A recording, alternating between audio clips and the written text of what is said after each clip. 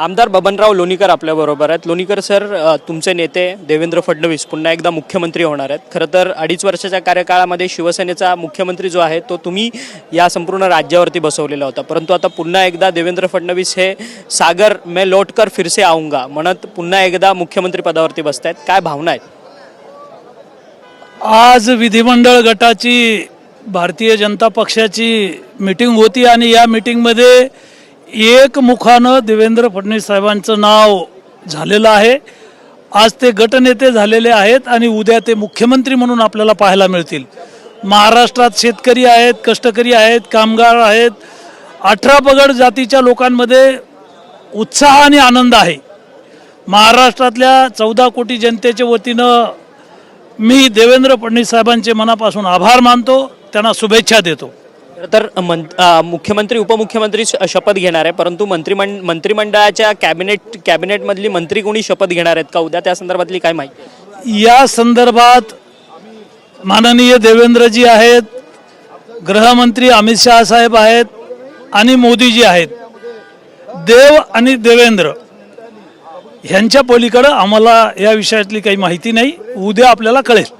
परंतु तुम्ही देखील आता सातत्याने आमदार म्हणून राहिलात, मंत्रिमंडळात तुमची देखील वर्णी लागू शकते का चर्चा आहे? कारण की मराठवाड्यामध्ये जरंगे फॅक्टर असताना देखील अशा प्रतिकूल परिस्थितीमध्ये मराठवाड्यामध्ये भाजपने चांगले यश जे आहे ते यंदा संपादित केले। मी 8व्यांदा विधानसभेची निवडणूक लढलो, 5 वेळा मला जालना जिल्ह्यातल्या परतूर मतदारसंघातल्या जनतेनं 5व्यांदा निवडून दिलेलं आहे आणि त्यामुळं मी अपेक्षा व्यक्त केली।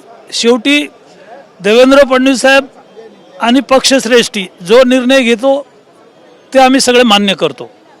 खरं तर म्हणजे तुम्ही मागणी तर केली आहे, परंतु देणं न देणं हे पक्षश्रेष्ठींवर आहे असं तुमचं मत आहे, परंतु तुमची आग्रही मागणी आहे का?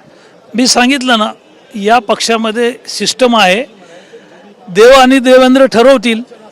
निश्चितपणे संधी मिळाली तर त्याचं सोनं करू। न्याय मिळेल का तुम्हाला वाटतं? कारण की तुम्ही म्हणतात की 5 वेळा तुम्ही आता आमदार झालेला आहात, 8व्यांदा विधानसभेची निवडणूक लढवली, मग 5व्यांदा आमदार झाल्यावरती तरी मंत्रिपदासाठी न्याय मिळेल?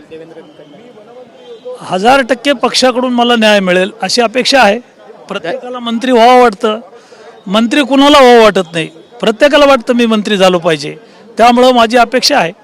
धन्यवाद, तुम्ही आमच्याशी बातचीत केली। हे होते बबनराव लोणीकर, जे भाजपचे आमदार आहेत, 5 वेळा आमदार झालो, त्यामुळे यंदा मंत्रिपदावरती मला वर्णी लागावी अशी आमची इच्छा तर आहे, परंतु संपूर्ण जे निर्णय जो आहे तो शेवटचा तो देव आणि देवेंद्रच घेतील असं जे मत आहे ते त्यांनी आपल्याशी बोलताना व्यक्त केलेलं आहे। व्हिडिओ जर्नलिस्ट संतोष कदमसह अक्षय मंकणे, TV9 मराठी, मुंबई।